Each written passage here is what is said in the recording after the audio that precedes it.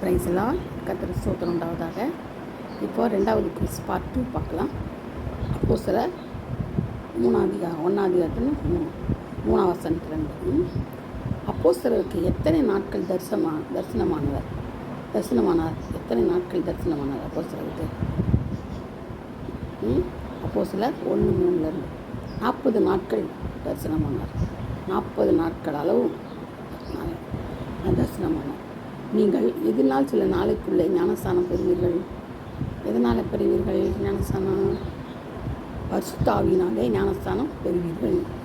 1:4 சொல்லப்பட்டிருக்கு இல்லையா? நம்ம பார்க்கறது அப்போஸ்தலர் தான் குவிஸ் பார்த்துட்ருக்கோம். உங்களுக்கு சொல்லாமல் கூட இருக்குது ஆன்சர். ஆனால் நீங்கள் கண்டுபிடிக்கணும்னா நாளாகவும் என்னை கான்டாக்ட் பண்ணுறது கஷ்டமாக இருக்கும் இல்லையா?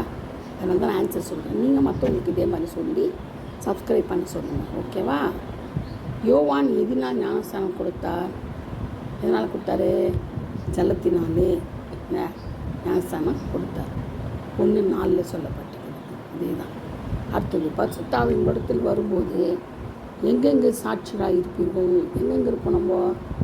எருசலேம், யூதேயா முழுவதிலும், சமாரியாவிலும், பூமியின் கடைசி பரியந்தம் பாருங்கள்.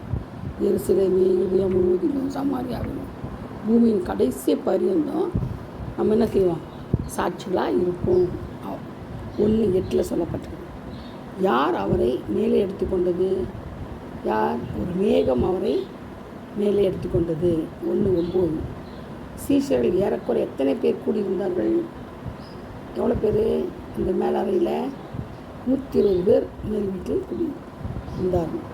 கூடியிருந்தார்கள். இப்போ சில 1:15. அக்கெல்தமா என்றால் என்ன அர்த்தம்? அக்கெல்தமா என்றால் என்ன அர்த்தம்? இரத்த நிலம் என்று அர்த்தம். 1:19 சொல்லப்பட்டிருக்குது. உங்களுக்கு கூட தெரிஞ்சிருக்கோம். ஏன் அது ரத்த நிலம் தெரிஞ்சுன்னா என்ன செஞ்சான்? இதோ அதுக்கு காட்டி கொடுத்த அது அந்த இதை விசிறி அடித்தான். அந்த நிலம் தான் ரத்த நிலம்னு ஆண்டவர் காட்டி கொடுத்தார். ரத்தம் சிந்தனால ரத்த நிலம்னு அது பேர் வந்துச்சு. அவனுடைய கண்காணிப்பை வேறொருவன் பெறக்கடவன் என்று யாரை பற்றி சொல்லப்பட்டது? எங்கு சொல்லப்பட்டது? யாரை பற்றி சொல்கிறாரு? கண்காணிப்பு வேற ஆள் கொடுங்க. யூதாசை குறித்து சொல்லப்பட்டது. எங்கே சொல்லப்பட்டிருக்குது? சங்கீத புஸ்தகத்தில் 1:20 சொல்லப்பட்டிருக்கு. யுஸ்துவின் மறுபெயர் என்ன? யுஸ்து என்னும் நாமம் உள்ள பர்செபா எனப்பட்ட யோசேப்பு. பர்செபா எனப்பட்ட யோசேப்பு தான் யார்? யுஸ்து. 1:23. மத்தியா, யோசேப்பு இவர்கள் சீட்டு யார் பேர் விழுந்தது? யார் பேரில் விழுந்துச்சு? மத்தியாவின் பேரில் தான் விழுந்தது.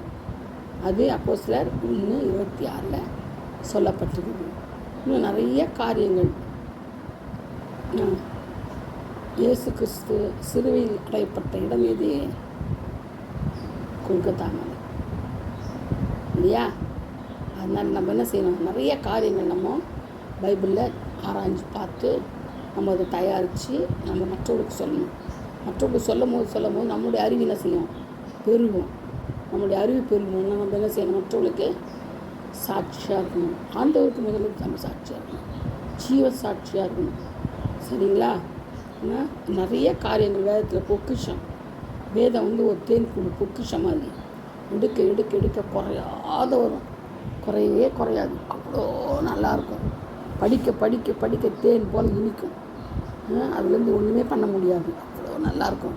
அதனால் தேடி ஆராய்ந்து இரவும் பகலும் தியானித்து, சங்கீதக்காரன் சொன்னது போல் தியானித்து என்ன செய்யணும்? ஆராய்ஞ்சு அறிஞ்சு கொள்ளணும். சரிங்களா? Praise the Lord. Thank you. God bless you all.